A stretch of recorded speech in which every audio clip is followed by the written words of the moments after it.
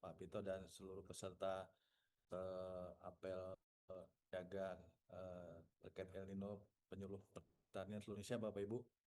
Mungkin kami langsung saja terkait dengan aspek teknis dari kegiatan yang menjadi kewenangan atau kebijakan dari Direktorat Konservasi dan Pengembangan Sumber Air. Khususnya ini adalah peran infrastruktur irigasi untuk mengantisipasi dampak dari potensi kekeringan. Lanjut.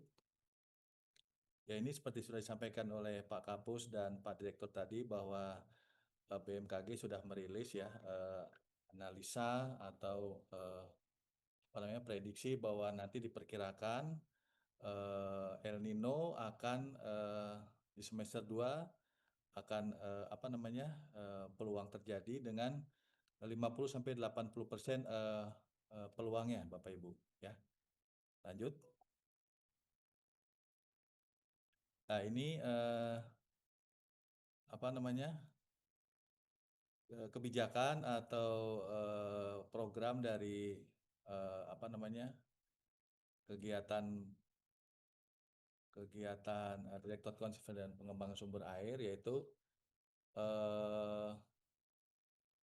ialah untuk meningkatkan dan mempertahankan ketersediaan air pada tingkat usaha tani untuk kebutuhan apa padi atau tanaman pangan di lahan ya, di mana itu adalah dengan kita menampung atau meninggikan muka air serta mengoptimalkan pemanfaatan air, di mana sumber airnya itu berasal dari air permukaan maupun air tanah, di mana air permukaan itu bisa mata air, sungai-sungai kecil, curah hujan atau runoff, atau sumber airnya. Kemudian konstruksinya atau fisiknya itu ada 3 kita Bapak Ibu. Itu yang pertama itu adalah bangunan konservasi dan antisipasi anomali iklim.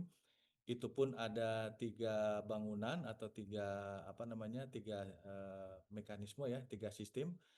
Itu ada embung, dam parit atau long storage ya. Kemudian yang kedua adalah irigasi perpompaan dan irigasi perpipaan. Lanjut.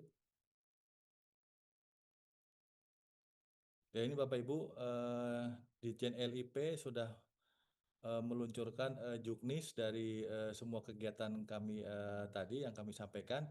Itu nanti bisa dipelajari, bisa dibaca, bisa didiskusikan atau dibahas, dan nanti bisa diunduh di link yang kami sampaikan di sini ya.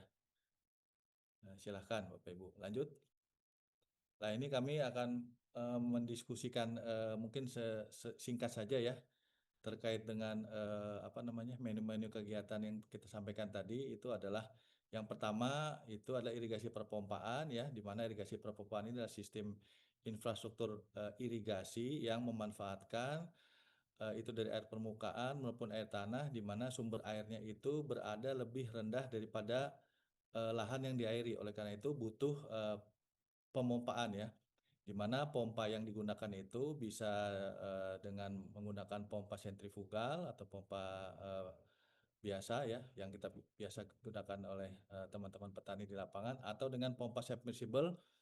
Nah, ini memang agak spesifik Bapak Ibu karena posisi pompa submersible ini adalah di dalam air, atau pompa selam atau pompa celup.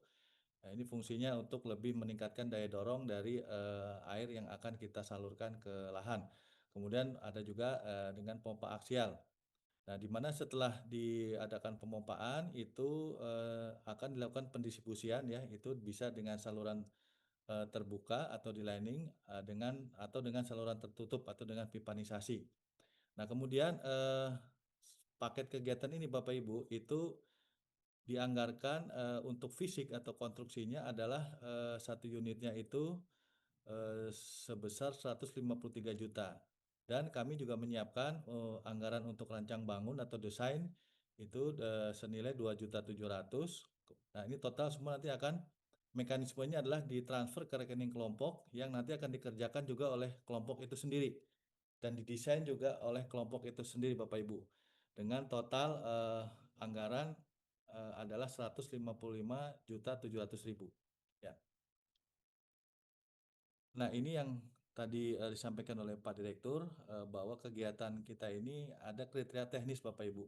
di mana kriteria teknis ini kita desain atau kita buat agar supaya kegiatan ini betul-betul bisa bermanfaat dan sustain ya.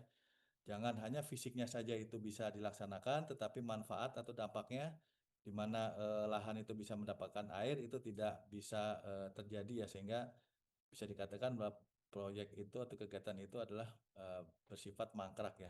Oleh karena itu kriteria teknis yang kita sampaikan ini betul-betul nanti oleh teman-teman penyuluh di lapangan betul-betul dilakukan apa ya, verifikasi dan analisa yang mendalam Bapak Ibu. Apakah betul sumber air yang ada itu yang diusulkan oleh teman-teman Poktan itu betul-betul ada sumber airnya, kemudian dia itu apa, sustain atau memang dia tidak memenuhi syarat ya. Nah, kemudian di sini sumber airnya itu bisa air permukaan maupun air tanah. Air permukaan itu seperti kami sampaikan tadi itu bisa berupa sungai-sungai kecil, mata air atau saluran pembuang. Kemudian apabila memanfaatkan air tanah ini harus diadakan apa ya, diadakan penelitian teknis itu pertama dengan memanfaatkan peta cekungan air tanah atau peta geohidrologi dan diadakan juga uji geolistrik, di mana uji geolistrik ini nanti apabila memang ini akan dilaksanakan itu tujuannya untuk mendeteksi kedalaman berapa bahwa aquifer air itu tersedia dan debit maupun kapasitasnya. Kemudian kriteria tes yang kedua adalah lokasi kegiatan, bahwa lokasi kegiatan IRPOM ini adalah pada lahan-lahan tak ada hujan atau lahan sawah yang rawan kekeringan. Kemudian diprioritaskan juga pada lahan sawah yang IP-nya masih rendah atau di bawah 2 dan komoditas yang dibudidayakan adalah padi atau pangan ya. Kemudian luas layanan Bapak Ibu untuk satu unitnya itu disyaratkan bahwa minimalnya itu 10 hektar, tapi bisa dioptimalkan menjadi sampai 30 hektar. Ini untuk irigasi IRPOM yang memanfaatkan sumber air permukaan. Sedangkan untuk air tanah adalah minimal 5 hektar dan bisa dioptimalkan sampai dengan 10 atau sampai 15 hektar. Kemudian syarat petani ini adalah petani yang tergabung dalam gabungan kelompok tani atau Poktan Gapoktan atau petani pemakai air atau gabungan petani pemakai air Bapak Ibu. Kemudian kelompok tani ini terdaftar dalam Simluh Pertanian. Kemudian untuk paket IRPOM ini dimungkinkan untuk mendapatkan lebih dari satu unit kegiatan untuk satu poktannya dengan ketentuan bahwa luas layanan itu merupakan akumulasi dari luas layanan untuk satu unit kegiatan itu sendiri, Bapak Ibu. Ya, lanjut. Ya, ini komponen kegiatan.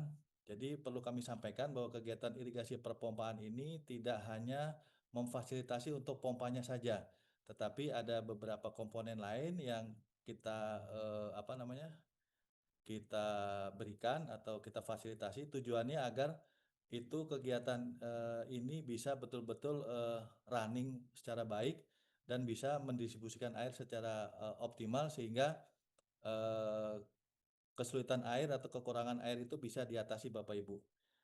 Yang pertama itu adalah komponen pertama itu yang paling utama adalah pompa air, di mana yang kita isyaratkan bahwa untuk pompa sentrifugal itu kami mengisyaratkan minimal 4 in Bapak Ibu.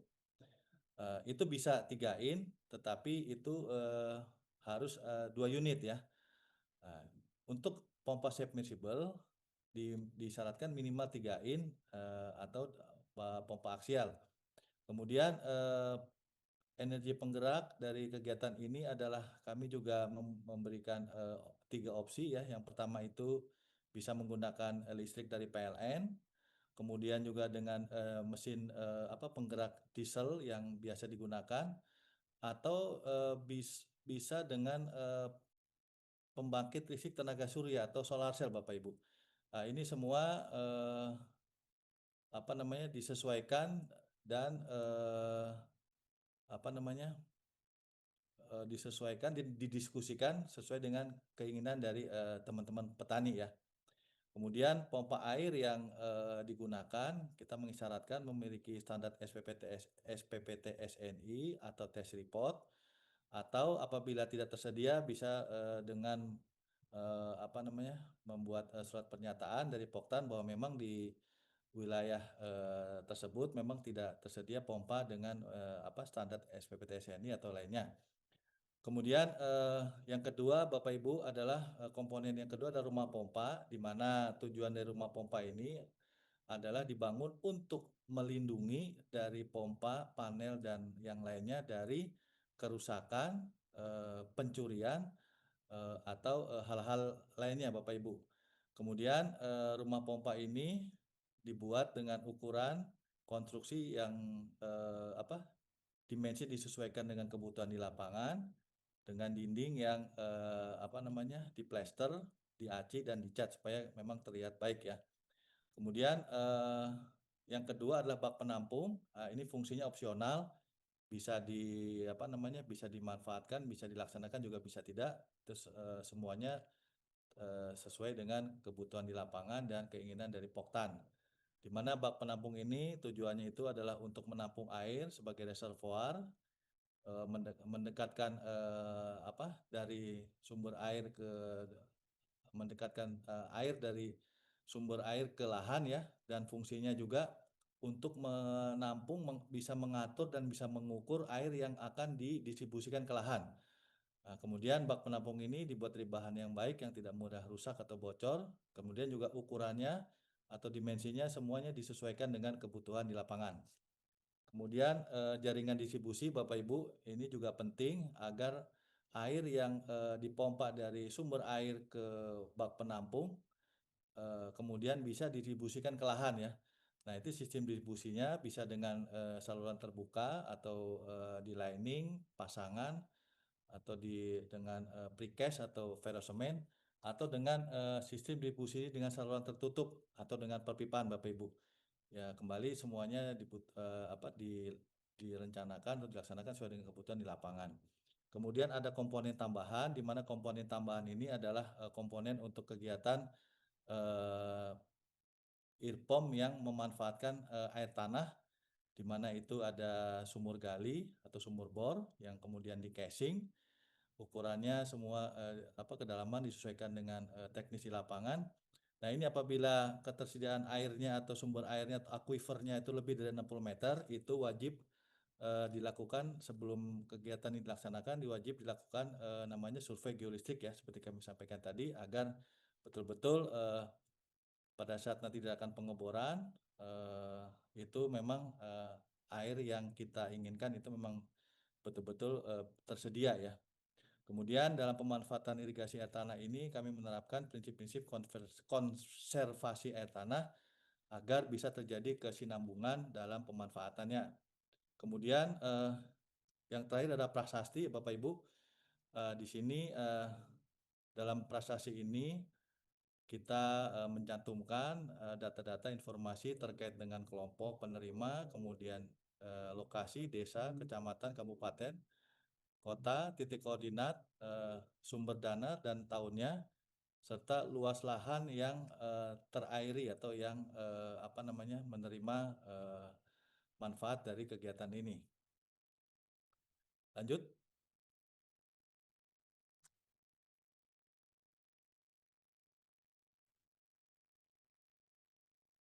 Ya, ini bisa kita lihat ya dokumentasi di lapangan terkait kegiatan kita ini. Itu di sini kita bisa lihat itu ada rumah pompa ya, di mana posisinya itu adalah dekat dengan lahan sawah ya.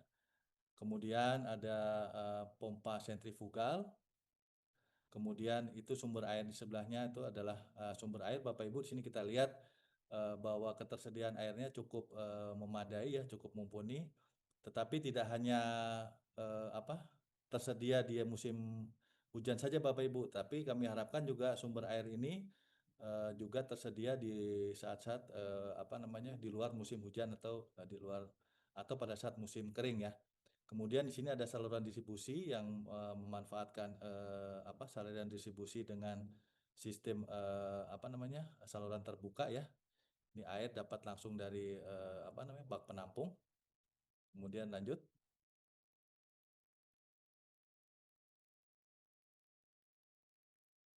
Ya, ini rumah pompa, di mana di sini kebetulan rumah pompa ini posisinya satu kesatuan dengan bak penampung, di mana bak penampung di apa namanya eh, didesain atau dibuat di atas rumah pompa, dan ini sistem menara atau sistem tower. Tentunya ini mempunyai kelebihan ya Bapak Ibu. Di sini adalah dia dengan sistem bak penampung ini otomatis fungsi pompa atau ada penggunaan bahan bakar jadi lebih efektif atau efisien, karena begitu air diangkat ke dalam ke bak penampung langsung didiskusikan dengan sistem gravitasi ya. Nah, kemudian ini contoh dari pompa sentrifugal dan panelnya. Kemudian ini ada contoh bak penampung Bapak Ibu, yang tujuannya itu untuk bisa menampung dahulu sebelum didiskusikan, bisa diatur dan bisa diukur sehingga pengaliran air ke lahan atau debitnya bisa lebih optimal, lebih efisien. Kemudian ini ada saluran distribusi dengan menggunakan pipa ya, langsung ke disalurkan ke lahan. Ya, lanjut. Nah, ini foto-foto kegiatan yang lainnya. Di sini kita lihat bahwa rumah pompa dan bak penampung ini posisinya bersebelahan ya, dengan bak penampung yang lumayan cukup besar Bapak Ibu. Di sini juga disesuaikan semua dengan kebutuhan di lapangan. Kemudian sini kita lihat ada contoh dari pompa submersible sebelum dimasukkan ke dalam eh, apa ke dalam casing atau sumur. Kemudian sini ada contoh saluran distribusi dengan sistem air permukaan ya, langsung dari bak penampung. Ya, lanjut. Ya, ini yang kedua Bapak Ibu adalah sistem irigasi perpipaan, di mana irigasi perpipaan ini adalah sebenarnya sama dengan perpompaan tadi, irpom, hanya dia tidak mendistribusikannya tidak dengan dipompa karena sumber airnya ada di atas atau lebih tinggi dari lahan, sehingga dialirkan secara gravitasi ya. Kemudian anggaran dari irigasi perpipaan ini satu unitnya 94 juta, kemudian rancang bangun 3 juta, total yang ditransfer ke rekening kelompok adalah 97 juta. Ya, ini kriteria teknis Bapak Ibu, sama itu tersedia sumber air secara optimal dan sustain ya. Kemudian lokasi adalah pada lahan sawah tak ada hujan atau lahan sawah yang rawan kekeringan atau tidak kebagian air. Kemudian lokasi kegiatan itu pada lahan sawah dengan IP yang lebih kecil dari 2. Kemudian komoditas pangan yang sanggup diusahakan dan dibudidayakan oleh petani. Kemudian luas layangan IRPIP ini minimal 10 hektar. Kemudian bisa ditingkatkan atau dioptimalkan sampai ke luas 20 hektar. Kemudian syarat petani Bapak Ibu adalah petani yang tergabung dalam kelompok atau gabungan kelompok tani, Poktan atau Gapoktan, atau petani pemakai air atau gabungan petani pemakai air. Kemudian kelompok tani tersebut harus terdaftar dalam Simbuh Pertanian.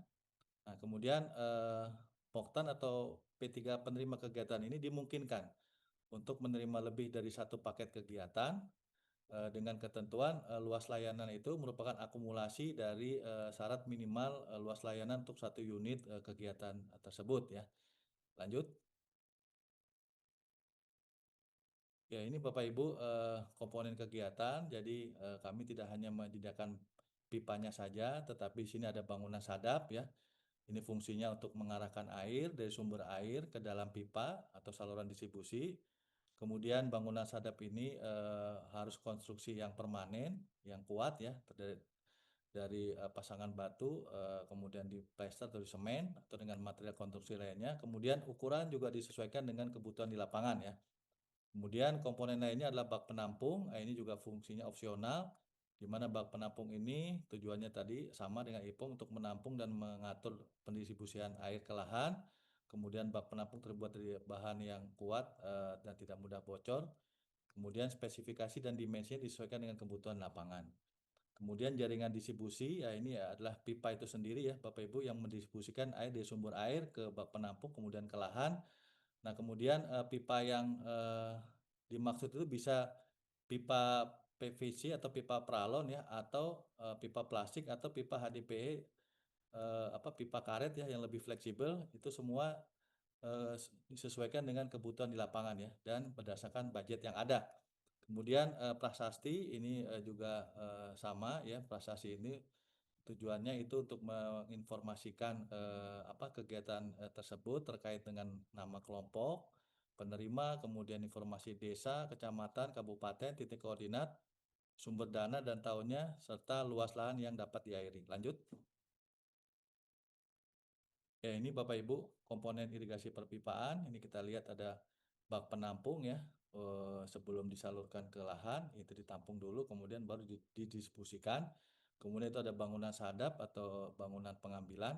Ini tujuannya untuk memasukkan air dari sumber air ke dalam jaringan pipa distribusi. Lanjut. Ya ini ada pipa distribusi ya dengan pipa PVC atau pipa pralon. Kemudian ini ada contoh dari outlet dari jaringan distribusi perpipaannya. Lanjut. Nah kemudian bangunan konservasi ya Bapak Ibu. Ini yang ketiga adalah itu tujuannya itu adalah untuk sama untuk mengantisipasi antisipasi anomali iklim atau kekeringan ya dengan bangunan yang berfungsi untuk menampung atau menjaga ketersediaan air dengan memanfaatkan sumber-sumber air yang berasal dari air permukaan maupun air tanah ya. Kemudian bangunan konservasi ini per unitnya itu 120 juta, kemudian untuk rancang bangun 3 juta dan itu semuanya ditransfer ke rekening kelompok total 123 juta. Ya ini kegiatan yang yang pertama terkait dengan bangunan konservasi Bapak Ibu seperti kami sampaikan bangunan konservasi itu ada 3 kegiatan. Yang pertama itu adalah embung. Nah embung ini ada tujuannya itu untuk menampung air pada saat air berlebih atau di saat tersedia.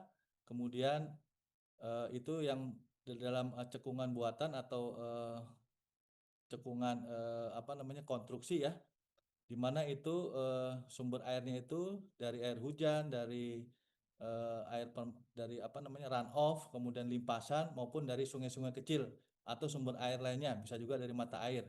Kemudian selanjutnya dimanfaatkan untuk kebutuhan irigasi, terutama pada saat musim musim kering atau musim kemarau. Lanjut. Nah ini Bapak Ibu kriteria teknis dari embung itu adalah yang pertama terdapat sumber air yang sustain ya berupa aliran permukaan, mata air atau saluran drainase yang kemudian ditampung dan dapat dialirkan ke lahan pertanian yang membutuhkan air.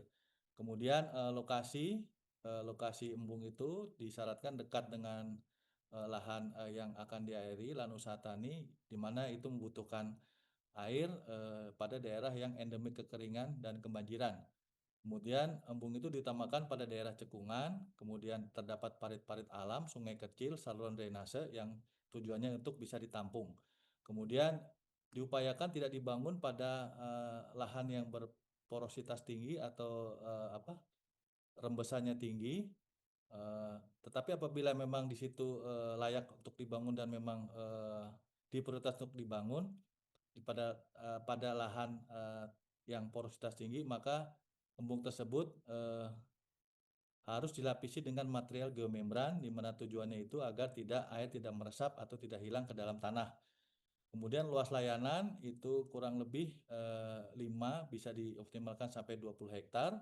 Kemudian spesifikasinya kapasitas tampungnya adalah minimal 500 meter kubik Bapak Ibu.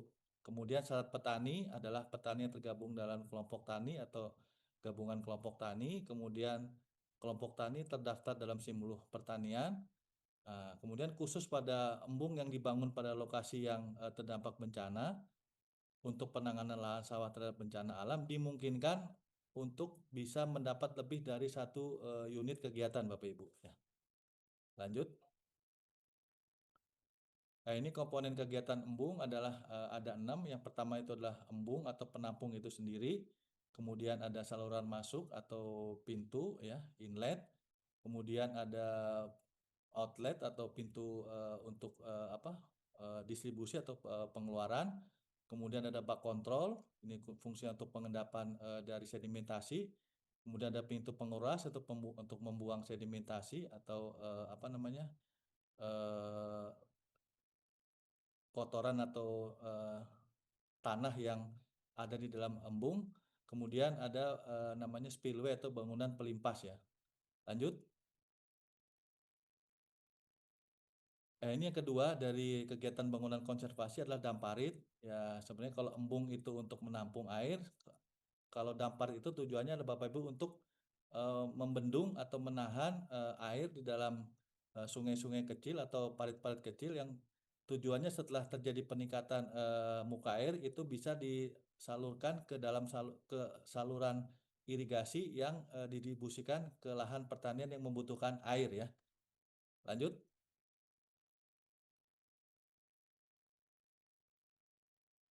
Ya, ini kriteria teknis dari Damparit adalah juga sumber airnya itu merupakan sumber air yang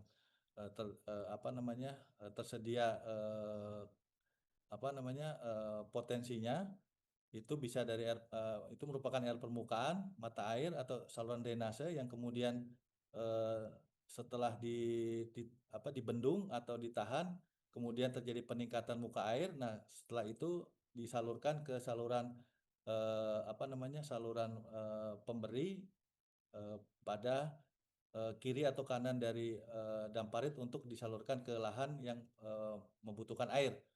Kemudian lokasi itu dekat dengan lahan usaha tani atau lahan yang diairi, di mana lahan tersebut sangat membutuhkan air irigasi, terutama pada daerah yang rawan kekeringan. Kemudian diutamakan pada daerah cekungan, kemudian terdapat parit-parit alam, sungai kecil dengan debit atau potensi air yang dapat dibendung dan dinaikkan elevasinya sehingga bisa disalurkan ke saluran untuk didistribusikan ke lahan pertanian. Kemudian luas layanan itu minimal 10 hektar tapi bisa dioptimalkan sampai 20 hektar. Kemudian spesifikasi embung adalah minimal lebarnya itu adalah 5 meter, Bapak Ibu, ya. Lebar bentangnya yang untuk dibendung airnya. Kemudian syarat petani adalah petani merupakan petani yang tergabung dalam kelompok tani atau gapoktan atau P3 atau GP3A. Kemudian poktan yang terdaftar dalam simbol pertanian. Kemudian khusus untuk lokasi yang terdampak bencana alam, untuk menangani lahan sawah yang terdapat bencana, dimungkinkan Bapak Ibu mendapatkan lebih dari satu unit kegiatan. Lanjut.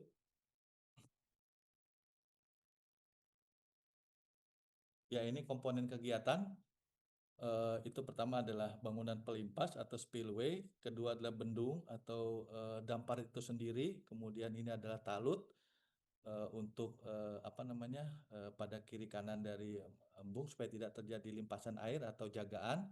Kemudian ini ada pintu intake atau pengambilan, kemudian ada pintu penguras untuk membuang sedimentasi atau tanah atau kotoran, kemudian saluran distribusi ini yang mendistribusikan air dari damparit ke lahan, kemudian ada kolam olah atau peredam energi, tujuannya untuk supaya konstruksi damparit itu sendiri bisa awet, bisa kuat dari kerusakan akibat dari terjunan air yang terjadi. Lanjut. Ya, ini adalah long storage, Bapak Ibu. Ini fungsinya sama untuk menampung air seperti kayak embung, bentuknya adalah dia memanjang pada saluran irigasi atau drainase, jadi memanfaatkan saluran pembuang intinya. Kemudian fungsinya itu untuk meningkatkan volume air, menaikkan sehingga cadangan air irigasi meningkat. Ya, lanjut. Ini kriteria teknis Bapak Ibu, di mana ini kriteria teknis pertama adalah sumber air. Itu harus terdapat sumber air yang sustain ya, berupa aliran permukaan atau mata air atau saluran drainase yang kemudian dimanfaatkan kembali dengan sistem ditampung dan dialirkan ke lahan pertanian. Kemudian syarat lokasi adalah dekat dengan lahan usaha tani yang membutuhkan air irigasi atau daerah rawan kekeringan. Kemudian juga diutamakan pada daerah cekungan, di mana itu terdapat parit-parit alam, sungai kecil dengan debit air yang mumpuni, kemudian dibendung dan dinaikkan tinggi muka airnya, kemudian disalurkan ke lahan irigasi, disalurkan ke lahan yang membutuhkan air. Kemudian luas layanan itu ada 15 hektar, tapi bisa dioptimalkan sampai 20 hektar. Kemudian kapasitas tampungnya adalah minimal 500 kubik dan syarat petani adalah juga petani yang tergabung dalam kelompok tani atau gabungan kelompok tani atau gabungan kelompok tani pemakai air atau P3A. Kemudian petani terdapat dalam simluh pertanian dan juga untuk lokasi yang terdampak bencana dimungkinkan untuk mendapatkan lebih dari 1 unit kegiatan tersebut.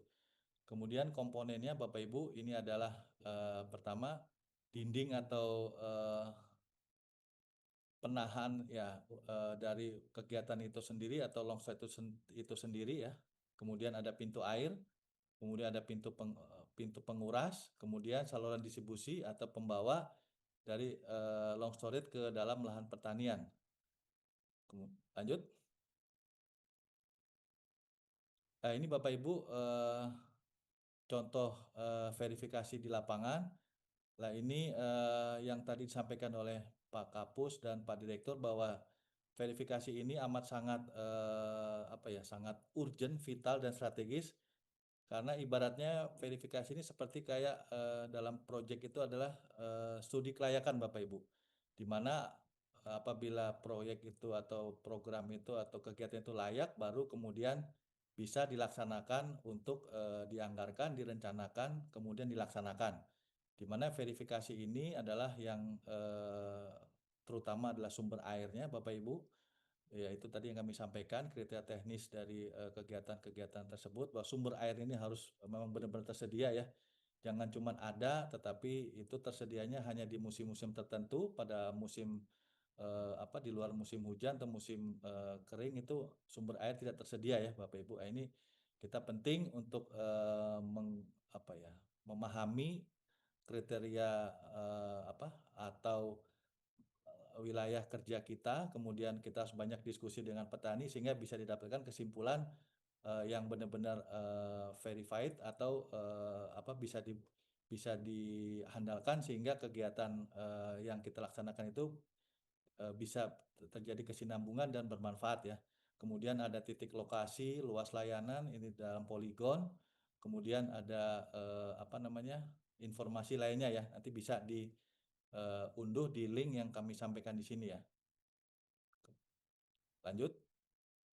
Nah, kemudian Bapak Ibu, hasil verifikasi lapangan itu berupa Excel atau PDF yang sudah dilegalisasi oleh penyuluh dan dinas atau kabupaten kota. Kemudian diupload melalui link yang sudah kami sampaikan. Di mana Satker Pusat untuk irigasi perpompaan itu ada link tersendiri, kemudian bangunan konservasi dan anomali iklim itu ada link tersendiri. Kemudian apabila di Satker daerah Bapak Ibu itu di-upload di link BLIP Medan, Bandung dan Mataram ya. Lanjut.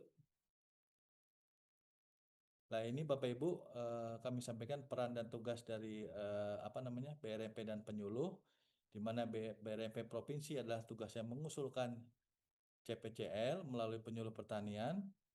Kemudian mekanisme diatur dalam Permentan nomor 2 tahun 2026 terkait dengan pedoman umum pengelolaan banper. Kemudian melaksanakan verifikasi ya dari penyuluh pertanian atau dinas pertanian semuanya melalui e-banper, kemudian melaksanakan koordinasi dengan instansi terkait. Kemudian petugas penyuluh ada mengusulkan CPCL melalui aplikasi e-banper atau proposal manual ya. Ini apabila kegiatannya itu sebelum tahun 2026, kemudian melakukan pendampingan, melakukan monitoring, evaluasi, perencanaan semuanya ya. Kemudian melakukan identifikasi kesiapan CPCL dan dituangkan di berita acara pada aplikasi e-Bumper. Kemudian melaksanakan verifikasi CPCL bersama dinas kabupaten atau kota.